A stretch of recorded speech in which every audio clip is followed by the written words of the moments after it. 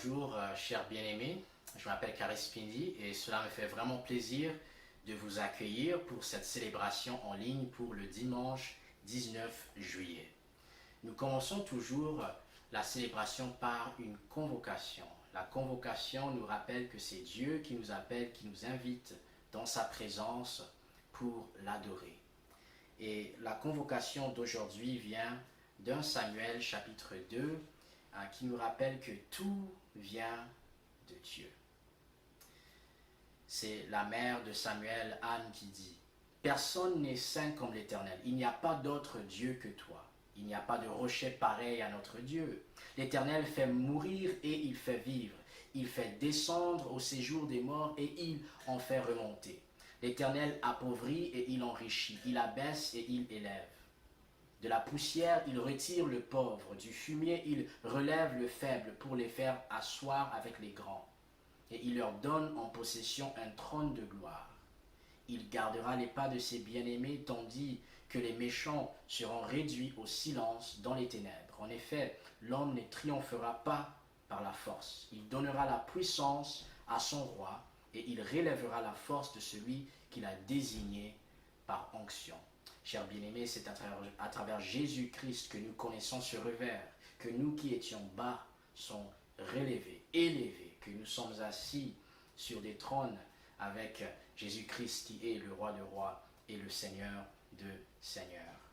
Prions Dieu pour bénir cette célébration. Notre Dieu et Père, nous te remercions pour cette journée que tu nous as accordée, une autre journée dans ta présence et un dimanche, Seigneur, pour t'adorer, pour te louer. Nous te demandons, s'il te plaît, Dieu, 3 fois saint, de bénir cette célébration, de nous bénir, nous qui sommes ton peuple, et d'aller chercher dans le monde entier ceux que tu as élus, qui ne t'appartiennent pas encore. Nous te prions tout cela et que tu nous encourages dans notre foi, afin que nous puissions vivre pleinement pour toi. Au nom de Jésus-Christ. Amen. Chers bien-aimés, nous voulons maintenant chanter notre premier chant. À toi la gloire.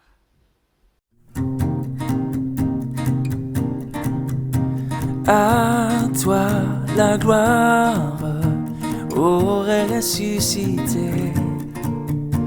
À toi la victoire pour l'éternité. Brillant de lumière, l'ange est descendu. Il roule la pierre du tombeau vaincu. À toi la gloire, ô ressuscité. À toi la victoire pour l'éternité. Oh, oh, oh, oh. Vois-le paraître, c'est lui, c'est Jésus, ton sauveur, ton maître. Oh, ne doute plus. Sois dans l'allégresse, peuple du Seigneur, et redis sans cesse que Christ est vainqueur. À toi la gloire, ô ressuscité. À toi la victoire pour l'éternité.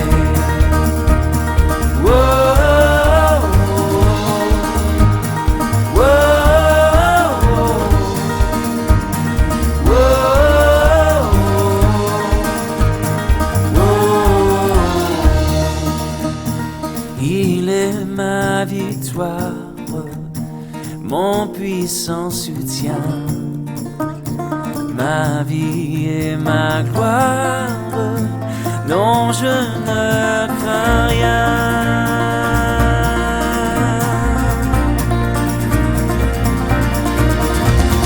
À toi la gloire, pour ressusciter.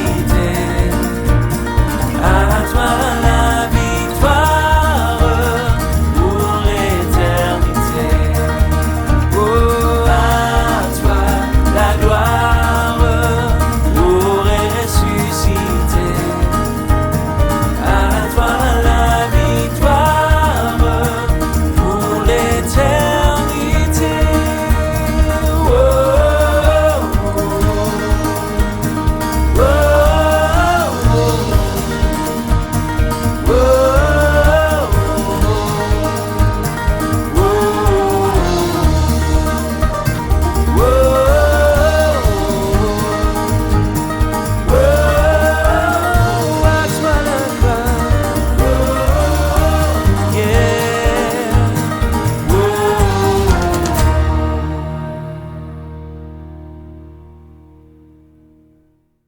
Chers bien-aimés, nous passons maintenant à un temps de confession de nos péchés et de l'assurance du pardon. Aujourd'hui, nous allons utiliser le psaume 65 pour nous aider à confesser nos péchés. Ce psaume nous rappelle que Dieu nous invite dans sa présence pour demander pardon, non pour nous juger, mais afin que nous puissions décharger le fardeau du péché qui nous accable. Écoutons. À toi, ô Dieu qui réside à Sion, va notre attente confiante, notre louange. Tu écoutes la prière, toi qui écoutes la prière, tous les hommes viendront à toi. Mes fautes m'accablent, mais tu pardonnes nos transgressions. Chers bien-aimés, peut-être que vous êtes parmi ceux qui sentent vraiment accablés par vos péchés. Ce psaume nous rappelle que nous confessons nos péchés pour nous décharger, pour laisser nos péchés au pied de la croix, où Jésus a payé le prix pour tous nos fautes, pour tous nos péchés. Donc, prenons quelques moments pour prier, pour demander Dieu de nous pardonner. Notre Dieu, nous te remercions pour le pardon que tu nous accordes, qui est gratuit pour nous, mais qui a quand même coûté le prix de la vie de ton Fils, le sang qu'il a versé comme rançon pour nous racheter, pour que nous soyons pardonnés. Nous te remercions, Seigneur, pour la grâce que tu nous fais à travers le sacrifice de Jésus et par la foi en lui. Pardonne-nous, Seigneur, et montre-nous comment vivre une vie marquée par la reconnaissance envers toi pour tout ce que tu as fait pour nous. Nous te prions tout cela au nom de Jésus-Christ. Amen. Maintenant, recevez les paroles de l'assurance du pardon, toujours tirées du psaume 65, qui dit « Heureux celui que tu choisis et que tu fais approcher de toi pour qu'il habite dans tes parvis. Nous nous rassasierons des biens de ta maison, de la sainteté de ton temple. Dans ta justice, tu nous réponds par des prodiges, Dieu de notre salut. En toi se confient les extrémités de la terre et les mers lointaines. » Chers bien-aimés, nous sommes rappelés que Dieu nous a choisis, il nous a élus, afin qu'à travers Christ, nous pouvons entrer dans sa présence, la sainteté de son temple. En Jésus-Christ, nous sommes devenus nous-mêmes maintenant des temples du Saint-Esprit, des temples de Dieu qui nous habite.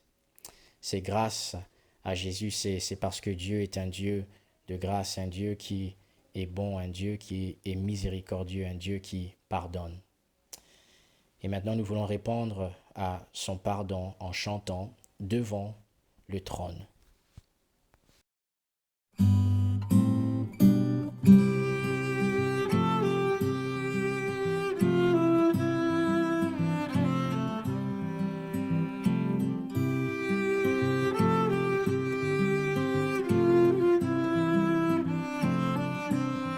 Devant le trône du Très-Haut, mon défenseur saura plaider, cet avocat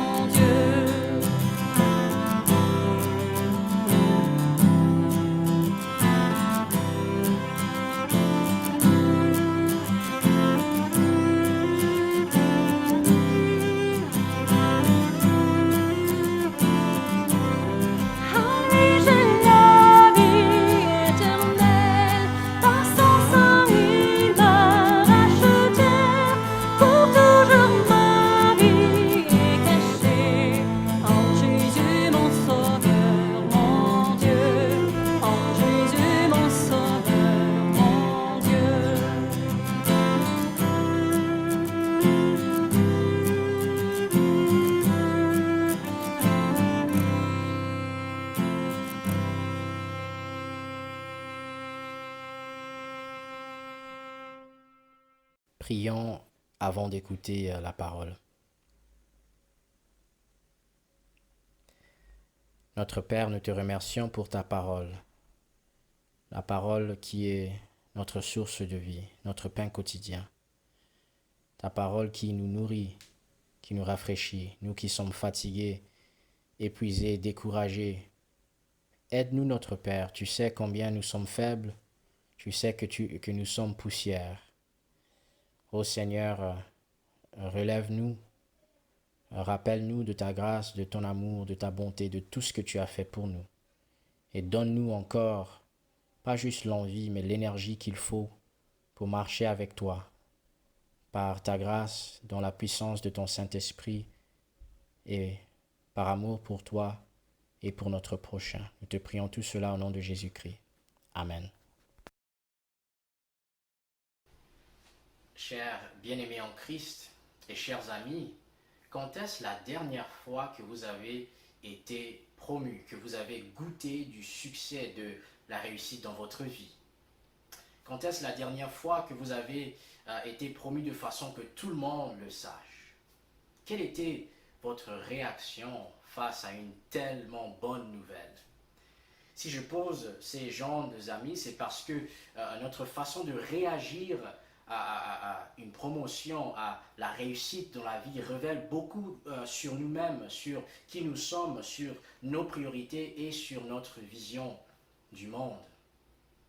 Chers bien-aimés, dernièrement, nous examinons, nous étudions l'histoire de Joseph. Joseph qui était un des 12 fils de Jacob et qui était un des petits petits-fils d'Abraham. Et la vie de Joseph est extraordinaire parce qu'à travers sa vie, nous apprenons comment réagir face aux difficultés, comment réagir face aux épreuves que nous tous vivons en tant qu'êtres humains et en tant que chrétiens. Et dans notre texte d'aujourd'hui, nous allons lire l'histoire de la merveilleuse montée fulgurante de Joseph. Nous allons observer comment Joseph va d'esclave en prison jusqu'au deuxième adjoint du Pharaon en Égypte. Et donc, pour ceux qui nous rejoignent aujourd'hui, jusqu'ici, Joseph a été vendu par ses frères en esclavage. Il a été acheté comme esclave en Égypte par Potiphar. Là, la vie allait très bien pour lui avant que l'épouse de Potiphar accuse Joseph d'avoir voulu coucher avec elle, qui était un mensonge complet. Mais comme elle l'a dit, il a été mis en prison et il a passé quelques années là-bas avant que deux officiers du Pharaon, deux de ses hauts fonctionnaires, furent mis en prison pour avoir commis des fautes contre leur Pharaon. Et c'est là en prison que deux de ses serviteurs, deux de ses officiers ont eu des rêves que Joseph a pu interpréter pour eux. Et dans notre texte d'aujourd'hui, Joseph est toujours en prison. Mais nous allons voir que ses circonstances, sa situation va changer. Alors, notre texte d'aujourd'hui se trouve dans Genèse chapitre 41. Et nous n'allons pas lire le chapitre au complet car il est très très long, mais j'ai choisi quelques versets qui nous donnent une idée de ce qui est arrivé. Donc nous allons commencer au premier verset qui dit: Au bout de 2 ans, le Pharaon fit un rêve dans lequel il se tenait près du fleuve. Alors 7 vaches belles et grasses sortirent du fleuve et se mirent à brouter dans la prairie. 7 autres vaches laides et maigres sortirent du fleuve après elles et se tinrent à côté d'elles au bord du fleuve. Les vaches laides et maigres mangèrent les 7 vaches belles et grasses. Puis le Pharaon se réveilla. Il se rendormit et fit un second rêve. 7 épis gros et beaux montaient sur une même tige. 7 épis maigres et brûlés par le vent d'est poussèrent après eux. Les 7 épis engloutirent les 7 épis maigres engloutirent les 7 épis gros et pleins. Puis le Pharaon se réveilla. Voilà quel était le rêve. Le matin, le Pharaon eut l'esprit troublé et il fit appeler tous les magiciens et tous les sages de l'Égypte. Il leur raconta ses rêves, mais personne ne put le lui expliquer. Alors le grand responsable des boissons prit la parole et dit au Pharaon, « Je vais rappeler aujourd'hui le souvenir de ma faute. Le Pharaon s'était irrité contre ses serviteurs et il m'avait fait mettre en prison dans la maison du chef des gardes, ainsi que le chef des boulangers. Nous avons tous les deux fait un rêve au cours d'une même nuit et chacun de nous a reçu une explication en rapport avec le rêve qu'il avait fait. Il y avait là, avec nous, un jeune hébreu, un esclave du chef des gardes. Nous lui avons raconté nos rêves et il nous les a expliqués. Tout s'est produit conformément à l'explication qu'il nous avait donnée. Le Pharaon m'a rétabli dans mes fonctions et a fait pendre le chef des boulangers. Le Pharaon fit appeler Joseph. On s'empressa de le faire sortir de prison. Il se rasa, changea des vêtements et se rendit vers le Pharaon. Le Pharaon dit à Joseph, « J'ai fait un rêve. Personne ne peut l'expliquer. Et j'ai appris à ton sujet que tu peux expliquer un rêve après l'avoir entendu. » Joseph répondit au Pharaon, « Ce n'est pas moi. C'est Dieu qui donnera une réponse favorable au Pharaon. » Joseph dit au Pharaon, et là nous sautons un peu, après que le Pharaon répète son rêve, Joseph répond, il dit, « Ce qu'a révélé le Pharaon correspond à un seul événement. Dieu a révélé au Pharaon ce qu'il va faire. Les 7 belles vaches sont 7 années et les 7 beaux épis aussi. C'est un seul rêve. Les 7 vaches décharnées et laides sorties après les premières sont 7 années, tout comme les 7 épis vides brûlés par le vent d'Est. Ce sont 7 années de famine. Il y aura 7 années de grande abondance dans toute l'Égypte. 7 années de famine les suivront et l'on oubliera toute cette abondance en Égypte. La famine détruira le pays. » Si le Pharaon a vu le rêve se répéter, c'est que la décision est ferme de la part de Dieu et qu'il la mettra rapidement en œuvre. Maintenant, que le Pharaon choisisse un homme intelligent et sage et qu'il le mette à la tête de l'Égypte. Que le Pharaon établisse des commissaires sur le pays pour prélever un 5e des récoltes de l'Égypte pendant les 7 années d'abondance. Qu'il rassemble tous les produits de ces bonnes années à venir, qu'ils amassent sous l'autorité du Pharaon du blé et des vivres dans les villes et qu'ils en aient la garde. Ces provisions formeront une réserve pour le pays pour les 7 années de famine qui frapperont l'Égypte, afin que le pays ne soit pas détruit par la famine. Ces paroles plurent au Pharaon et à tous ses serviteurs. Le Pharaon dit à ses serviteurs, « Pourrions-nous trouver un homme tel que celui-ci, qui a en lui l'Esprit de Dieu ?» Et le Pharaon dit à Joseph, « Puisque Dieu t'a fait connaître tout cela, il n'y a personne qui soit aussi intelligent et aussi sage que toi. Tu seras responsable de ma maison, et tout mon peuple obéira à tes ordres. Le trône seul m'élèvera au-dessus de toi. » Le Pharaon dit à Joseph, « Vois, je te donne le commandement de toute l'Égypte. » Le Pharaon retira l'anneau de son doigt et le passa au doigt de Joseph. Il lui donna des habits en fin lin et lui mit un collier d'or au cou. Il le fit monter sur le char qui suivait le sien et l'on criait devant lui, « À genoux !» Il dit encore à Joseph, « C'est moi qui suis le Pharaon, mais sans ton accord, personne ne lèvera la main ni le pied dans toute l'Égypte. » Il était âgé de 30 ans lorsqu'il se présenta devant le Pharaon, le roi d'Égypte. Il quitta le Pharaon et parcourut toute l'Égypte. Les 7 années d'abondance qu'il y eut en Égypte passèrent et les 7 années de famine commencèrent à venir comme Joseph l'avait annoncé. La famine régna dans tous les pays, mais dans l'Égypte, il y avait du pain. Quand toute l'Égypte commença aussi à avoir faim, le peuple cria au Pharaon pour avoir du pain. Le Pharaon dit à tous les Égyptiens, « Allez vers Joseph et faites ce qu'il vous dira. » Joseph ouvrit tous les centres d'approvisionnement et vendit du blé aux Égyptiens, car la famine était forte en Égypte. On arrivait de tous les pays en Égypte pour acheter du blé à Joseph, car la famine était forte partout. Voici jusqu'ici la lecture de la sainte et parfaite parole de Dieu. Chers bien-aimés, c'est une histoire, une vraie et extraordinaire histoire que nous venons de lire. Et c'est une histoire avec plusieurs couches. Nous voyons d'un côté Joseph en train d'expliquer, d'interpréter les rêves du pharaon. Nous voyons aussi comment Joseph travaille pour protéger et pourvoir pour le peuple égyptien. Mais aujourd'hui, ce que nous voulons observer, ce à quoi nous voulons donner notre attention est la façon dont Joseph réagit à sa promotion, au succès, à la réussite. Et chers bien-aimés, la façon dont il réagit nous enseigne comment nous devons réagir face à la réussite, face au succès, face à quelconque promotion dans notre vie. Joseph nous enseigne que lorsque nous sommes promus, lorsque nous vivons le succès, la vie aisée, nous devons faire trois choses. Nous devons rendre gloire à Dieu, nous devons servir notre prochain et nous devons suivre Jésus.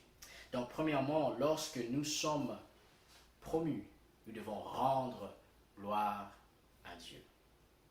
Chers bien-aimés, quel est votre réflexe naturel?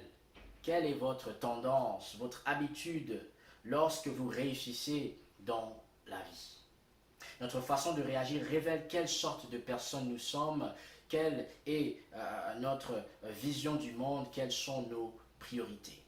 Et chers bien-aimés, la façon dont Joseph réagit avant même d'être promu, avant même de connaître la réussite est très intéressante, n'est-ce pas? Qu'est-ce qu'il fait? Il rend gloire à Dieu, c'est-à-dire qu'il attribue à Dieu, il crédite à Dieu tout le succès qu'il pourrait avoir en aidant le pharaon à interpréter son rêve. C'est ce que nous lisons dans le verset 16. Le pharaon dit que tu peux interpréter les rêves. J'ai entendu parler que tu as ce don. Et Joseph répond dans le verset 16, ce n'est pas moi, c'est Dieu qui donnera une réponse favorable au pharaon. Chers bien-aimés en Christ, chers amis, qu'est-ce qui amène une personne à vouloir donner à Dieu tout le crédit pour son succès? Il y a deux vérités fondamentales qui nous aident à comprendre pourquoi Joseph a agi de cette façon lorsqu'il voyait que sa vie allait changer pour le mieux. Premièrement, Joseph a rendu gloire à Dieu. Il a crédité Dieu avec le succès parce qu'il a reconnu, parce qu'il savait que Dieu est la source ultime de tout don et de toute bénédiction. C'est comme le dit Jacques chapitre 1 verset 17. Tout bienfait et tout don parfait viennent non de nous, mais d'en haut. Ils descendent du Père des Lumières. Donc nous rendons gloire à Dieu lorsque nous sommes promus. Nous rendons gloire à Dieu quand la vie va bien, quand nous avons plein. Parce que Dieu est celui qui donne toute bénédiction, qui partage des dons à chacune et à chacun selon sa bonté et selon sa sagesse. Autrement dit, si nous venons d'une famille stable, si nous avons un époux ou une épouse qui nous soutient, qui nous aime, si nous avons des capacités physiques et mentales qui sont remarquables, qui nous permettent de bien travailler, de bien vivre, tout a été donné par Dieu, gratuitement. Joseph le savait et nous devons le savoir aussi. Donc, la première raison pour laquelle nous devons rendre gloire à Dieu lorsque nous sommes promus. Première raison pour laquelle nous devons rendre gloire à Dieu quand la vie va bien. Et parce que c'est Dieu, ultimement, qui nous donne tout ce que nous avons. C'est lui qui nous a donné tout ce qui nous appartient. Deuxièmement, rendons gloire à Dieu, car il nous fait grâce malgré nos circonstances. Chers bien-aimés, ne manquons pas ceci dans l'histoire de Joseph. Rappelons-nous qui était Joseph. Joseph était un étranger, arrivé en Égypte, pas parce qu'il a fait la demande pour faire l'immigration. Non, il a été forcé, amené en Égypte en tant qu'esclave. Et en plus, après avoir passé plusieurs années en Égypte en tant qu'esclave, la femme de son maître a menti et on l'a mis en prison. Donc il était étranger et esclave avec un passé criminel. Mais ce qui est intéressant est que son passé criminel, le fait qu'il était étranger, n'a pas empêché Dieu de changer sa situation, de complètement bouleverser ses circonstances pour le meilleur. Et donc c'est vrai que sa capacité d'interpréter les rêves du pharaon était l'occasion de sa libération. C'est ce qui l'a mené à sa montée fulgurante. Mais l'auteur inspiré de notre texte nous assure que Dieu était derrière tout cela. Comme le dit Genèse 39, versets 21 et 23. L'Éternel fut avec Joseph et étendit sa bonté sur lui. L'Éternel était avec lui et faisait réussir ce qu'il entreprenait. Donc, autrement dit, c'était ultimement par la grâce de Dieu, à cause de son bonté et non à cause des propres capacités que Joseph possédait en lui-même, que Joseph fut promu. En tant que citoyen dans une société postmoderne, nous avons un peu de difficulté à digérer, à accepter et à comprendre ces deux vérités. Nous avons des difficultés avec cela parce que notre société a une vision du monde naturaliste et méritocratique. Donc une vision du monde naturaliste exclut Dieu. Pourquoi? Parce que tout ce qui se passe, tout ce qui nous arrive peut être expliqué naturellement à travers la science. Et donc, si je réussis dans la vie, si j'ai été promu, c'est parce que j'ai des dons innés. C'est parce que j'ai fait tout ce qu'il faut pour réussir, pour le mériter. Et il faut le dire, être payé, être promu à cause de ce que nous faisons est une bonne chose. La méritocratie est une bonne chose de façon générale. Mes chers bien-aimés, le problème est que il y a plusieurs choses que nous avons, que nous recevons, qui n'ont rien à voir avec nous-mêmes, qui n'ont rien à voir avec ce que nous avons fait. Par exemple, qu'est-ce que nous avons fait pour être nés dans une famille stable? Vous qui avez 2 parents, vous qui avez grandi dans une famille où vos 2 parents vous aimaient, vous encouragez. Vous n'avez rien fait pour le mériter. Je n'ai rien fait pour le mériter. Nous qui avons grandi dans un pays stable, où il y a des occasions, des opportunités pour s'avancer, qu'est-ce que nous avons fait pour mériter cela? Rien. Rien. C'est seulement par la grâce de Dieu à cause de sa bonté. Donc si nous réfléchissons un peu, juste un peu, nous allons nous rendre compte que la réussite dans la vie, qu'une vie aisée ne dépend pas uniquement ni ultimement sur nous, sur nos capacités, sur nos efforts. Alors, que faire lorsque nous sommes promus? Comment vivre la belle vie qui accompagne la réussite? Ce n'est pas une mauvaise chose de jouir de la réussite.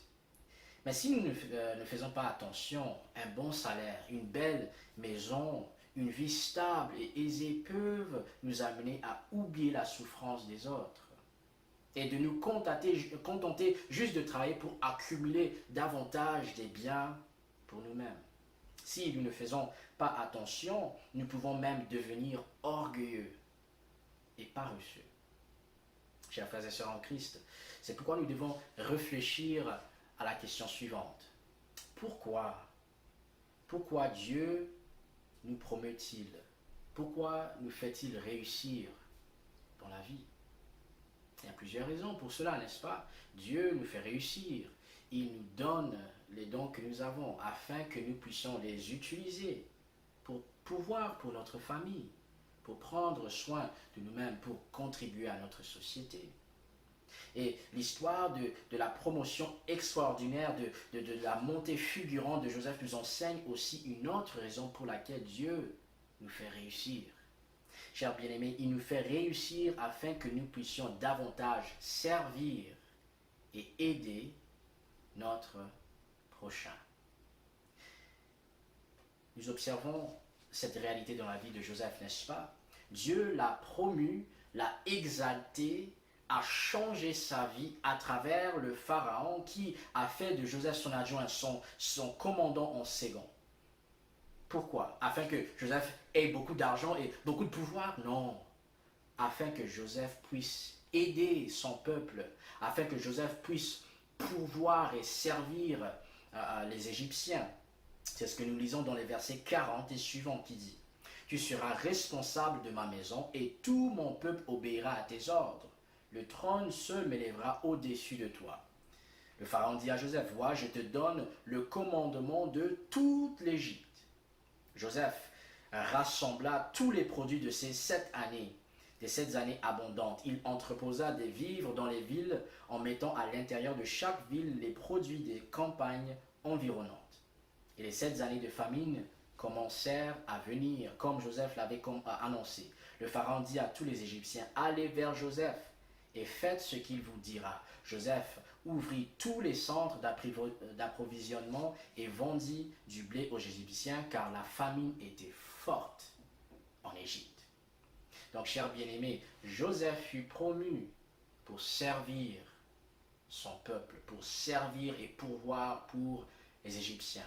Et chers bien-aimés, le Seigneur Jésus souligne l'importance de cette vérité, que ceux qui sont responsables, que ceux qui ont été élevés à un poste important, le sont pour servir ceux qui sont sous leur charge. Il dit à ses disciples dans Marc chapitre 10 à partir du verset 42. Vous savez que ceux que l'on considère comme les chefs des nations dominent sur elles et que leurs grands les tiennent sous leur pouvoir. Ce n'est pas le cas au milieu de vous.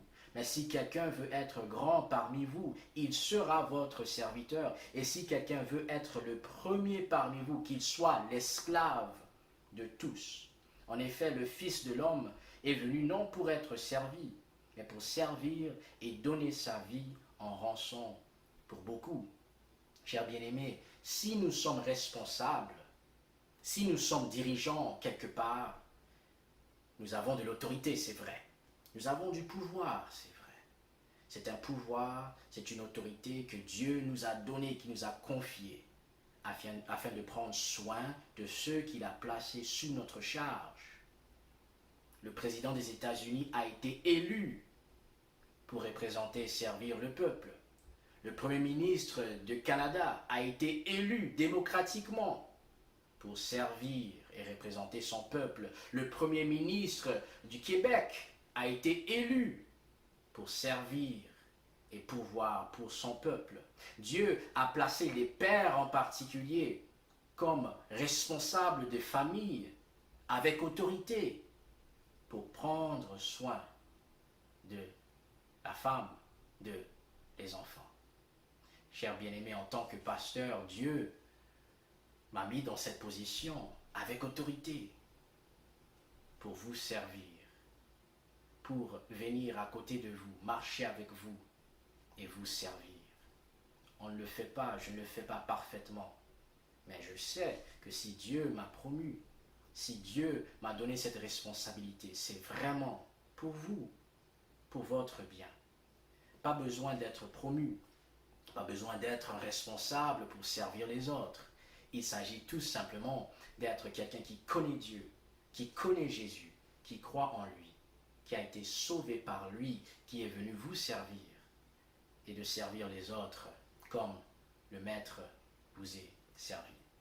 Donc, chers bien-aimés, lorsque nous vivons une vie marquée par le service de notre prochain, et lorsque nous vivons une vie marquée par cette tendance de rendre gloire à Dieu, de donner Dieu le crédit pour tout le succès dans notre vie, nous sommes en train de suivre l'exemple du Seigneur Jésus-Christ. Le Seigneur Jésus-Christ n'était pas juste un bon enseignant, il n'était pas juste un faiseur de miracles, il était un homme humble, marqué par l'humilité, et c'est grâce à son humilité que nous sommes sauvés.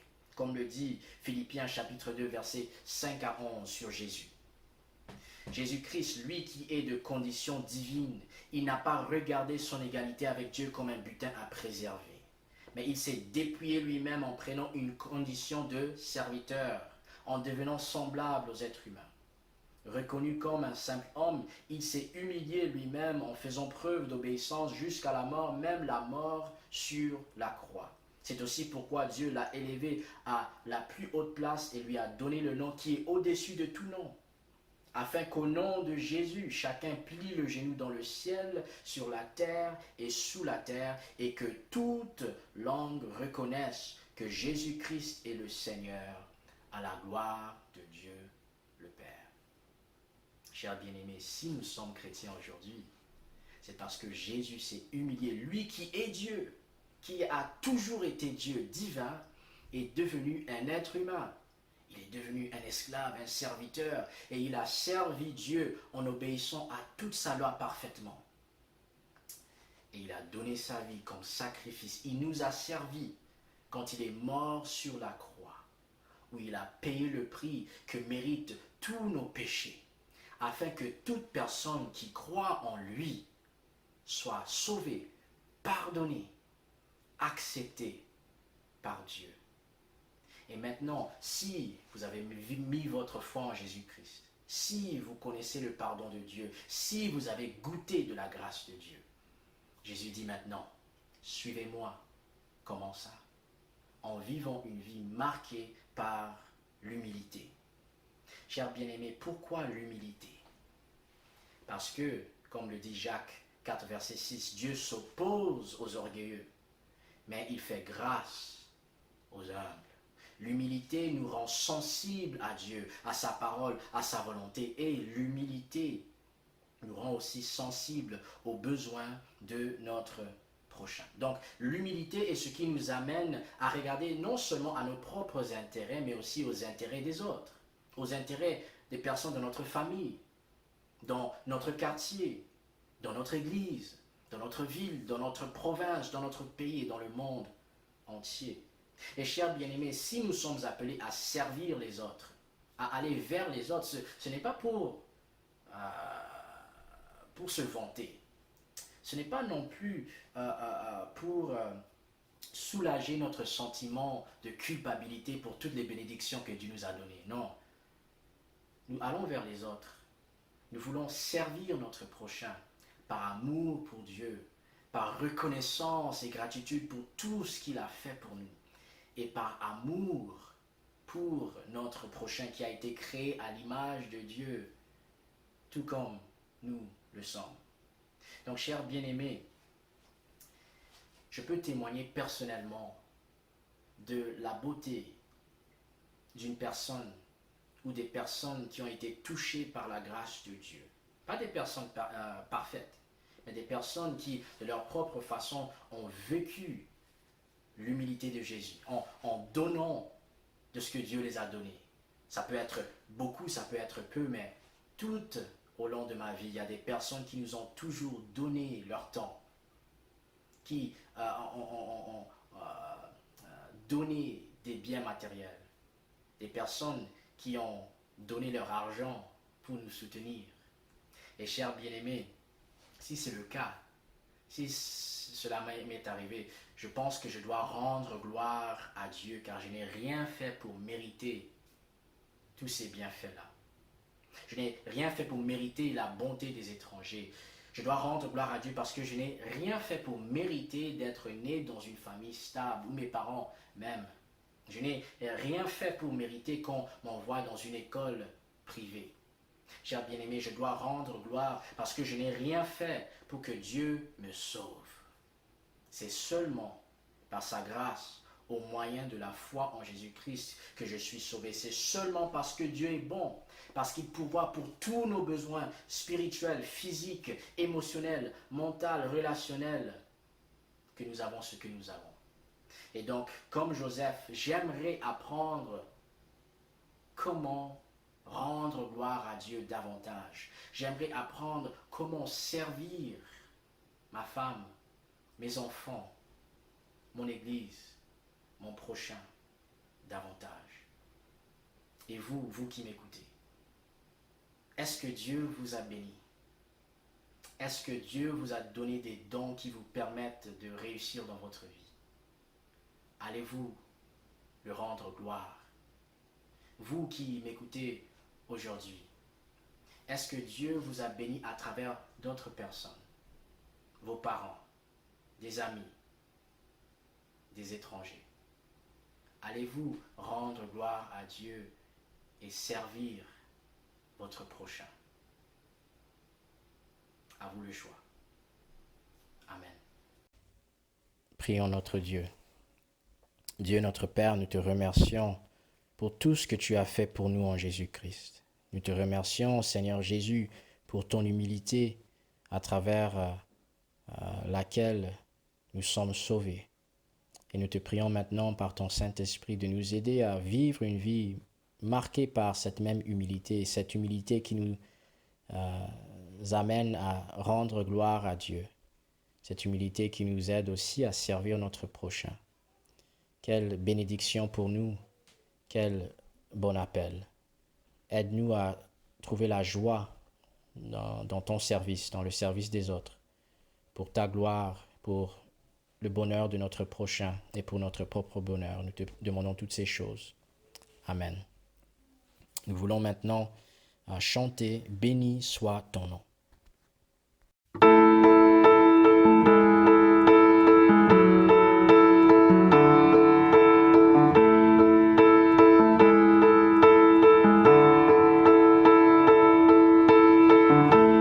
Béni soit ton nom, là où tu donnes l'abondance et déverses ta bienveillance. Béni soit ton nom. Béni soit ton nom, quand ma vie traverse un désert, quand je marche en terre inconnue. Béni soit ton nom. Tes bienfaits font naître en moi des chants de louange. Même au cœur de la nuit, Seigneur, je redirai: béni soit le nom du Seigneur, béni soit ton nom. Béni soit le nom du Seigneur, béni soit ton nom glorieux. Béni soit le nom du Seigneur, béni soit ton nom. Béni soit le nom du Seigneur, béni soit ton nom glorieux. Béni soit ton nom, quand sur moi brille le soleil, quand la vie semble me sourire. Béni soit ton nom. Béni soit ton nom, sur la route semée de souffrance, s'il m'en coûte d'offrir ma louange. Béni soit ton nom. Tes bienfaits font naître en moi des chants de louange. Même au cœur de la nuit, Seigneur, je redirai: béni soit le nom du Seigneur, béni soit ton nom. Béni soit le nom du Seigneur, béni soit ton nom glorieux. Béni soit le nom du Seigneur, béni soit ton nom. Béni soit le nom du Seigneur, béni soit ton nom glorieux. Tu donnes et tu reprends, tu donnes et tu reprends. Mon cœur choisit de dire: oh, béni soit ton nom. Tu donnes et tu reprends, tu donnes et tu reprends. Mon cœur choisit de dire: oh, béni soit ton nom. Béni soit le nom du Seigneur, béni soit ton nom. Béni soit le nom du Seigneur, béni soit ton nom glorieux. Béni soit le nom du Seigneur, béni soit ton nom. Béni soit le nom du Seigneur, béni soit ton nom glorieux. Béni soit le nom du Seigneur,